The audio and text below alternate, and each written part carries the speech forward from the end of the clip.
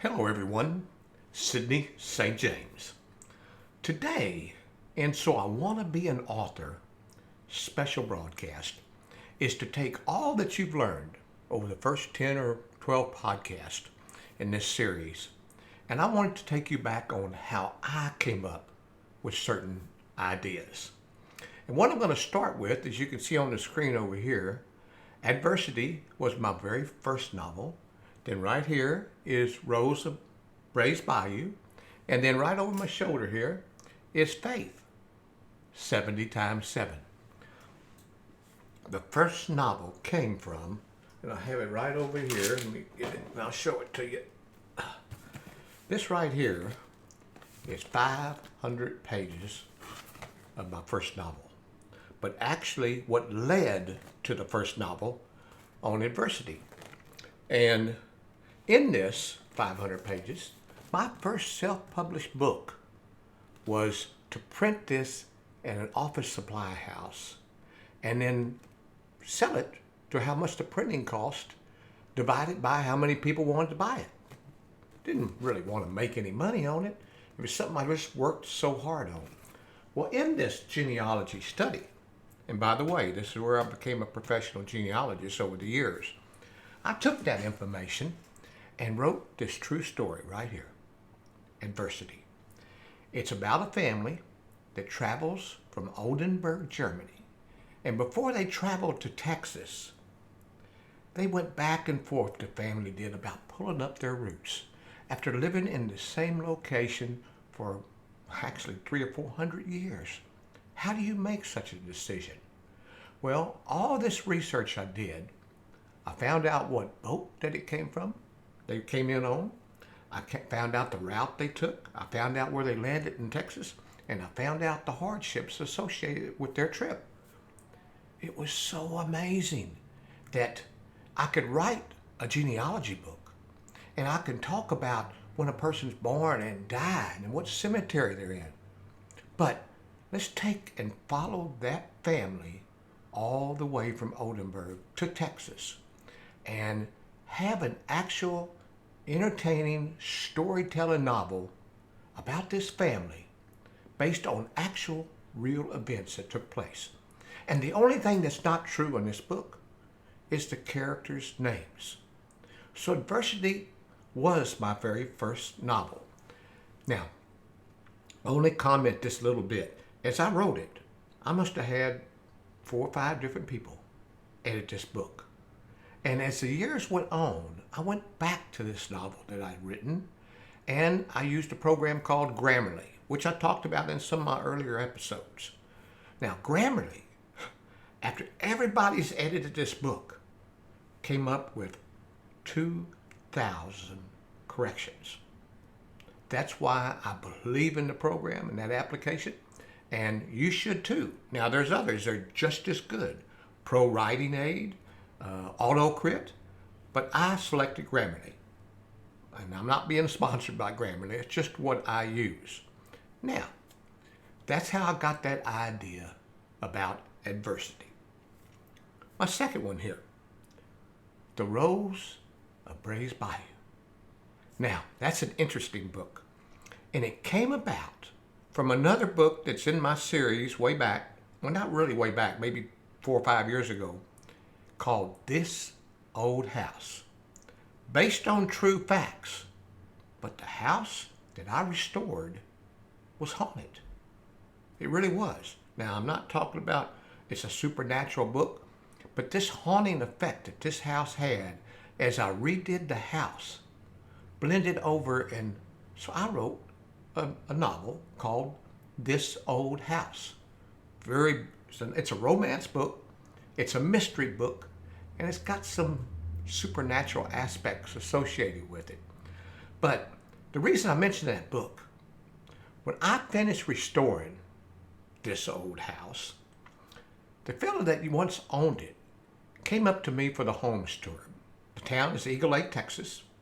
They had a homes tour, and the first year I had it all finished, painted, the floors redone. Amazing. The oldest house in Eagle Lake had made a big turn for the better. So at that open house, the fellow that owned it, that sold it to me, came up to me and gave me the actual transcript, or actually one of the transcripts that had marks on it that was edited from the actual writings of a Texas history pioneer woman named Dilue Rose Harris. Now, I took this transcript, and from that, I did what is called, and you won't find it here in America, but in Canada you will, and other places, it's called creative historical nonfiction. It's a true story told from Dilue Rose Harris when she lived in this house that I restored. So when I wrote those total true story in this book called The Rose of Bray's Bayou, I want it to be interesting. And how do I make it interesting? Well, it also comes from some teachings that I learned throughout life. In Eagle Lake, Texas, there's a large lake that the town's named after called Eagle Lake. Well, I used to be a duck and goose hunting guide out on Eagle Lake and take a lot of different Houston hunters. DeBakey was one of them. I remember him, how he loved to hunt, but he told me to keep my shotgun in the case. Well, in either case, we were going out one day in the boat, and we saw circling a tail, a large tail circling. I was steering the boat, and DeBakey said, "Where you going?" I made him steer to the right. No, go straight. I can't go straight. He said, "Go straight." Well, I went straight right to where that tail was swimming, just a big tail up in the air like this. And lo and behold, a mama alligator came up and bumped that boat so hard, I was scared to death. You can imagine the conditions. It was raining, misting. I couldn't see very far. And here we are out, and it's cold. And this big alligator bumped that boat. Well, I used that particular thing that happened to me in this particular book, The Rose of Bray's Bayou. There's a scene in there where Dilue Rose Harris talks about a fella trying to cross a flooded stream bed. And as he did, there was a tail out there. And everybody said, don't do it. And he crossed. And he didn't make it. Now, I'm not giving any spoiler alerts about the book. Other than that, that's all she said. Well, I took the happening that happened to me, and I molded it in to her 2 sentences. So now, the fella and his family and everyone looks on. They see the mama alligator swimming around with her tail up in the air. Many of them already knew, don't do it. But the guy wanted to get to the other side. It was necessary because everybody was waiting for him. So he went ahead and crossed on his horse that stream bed. Well, he didn't make it. So I used that story to make the book more exciting to read, more entertaining, more of a storytelling, like from poetry and fiction books, mingled in with nonfiction. Now, the last book I want to talk to you about, and this is called the Faith Chronicles series. All of them so far had a reason, had an idea what those books were based on, what gave me the idea to write those books. Well, this right here, Faith. Well, how do you do this here? Nope, like that. Nope. I'm going the wrong way here. There we go. This is fun. I'm still not. I was watching the weather forecaster do this with a green screen, and he got so mixed up, and I wasn't going to get mixed up when I started my broadcast, but there I go. But anyhow, Faith, 70 times 7.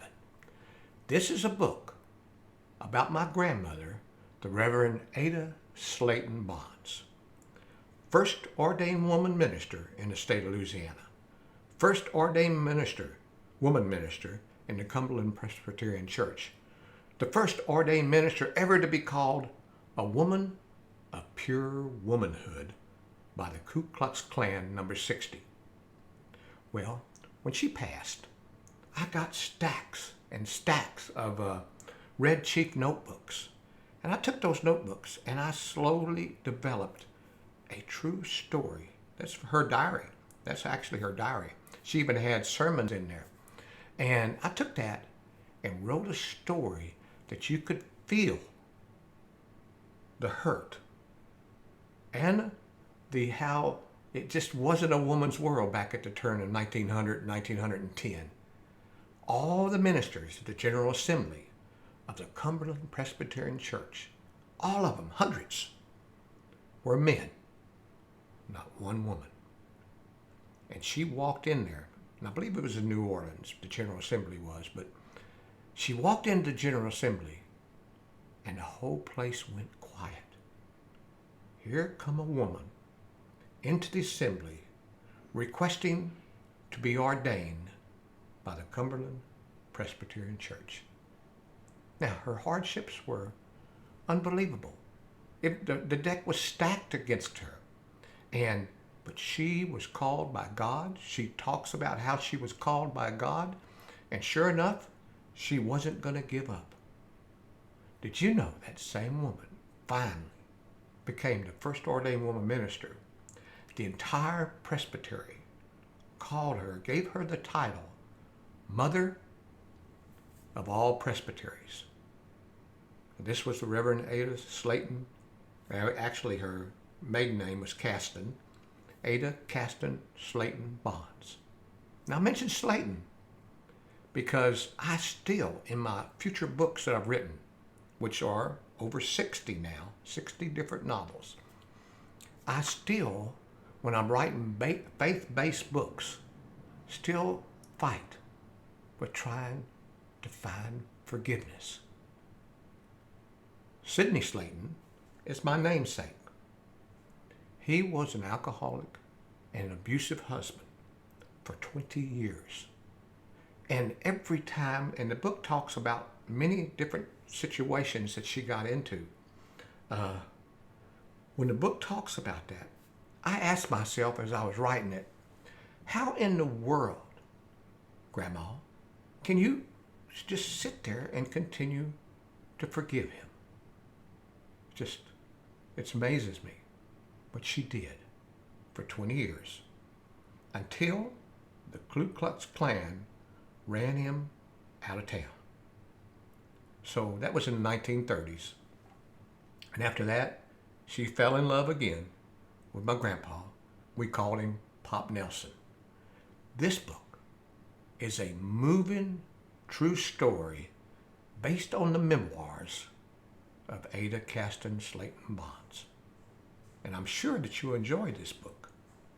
Now, all three books, Adversity, The Rosa Braves Bayou, and Faith 70 times 7, they're all available out there on any retail outlet. They're available out there around the world, and I invite you to go out, get your copy, and read one of them. So, next week, I'm going to be talking to you about the next set of books in a whole different genre. And I hope you join me then. Until then, peace. See you later, alligator.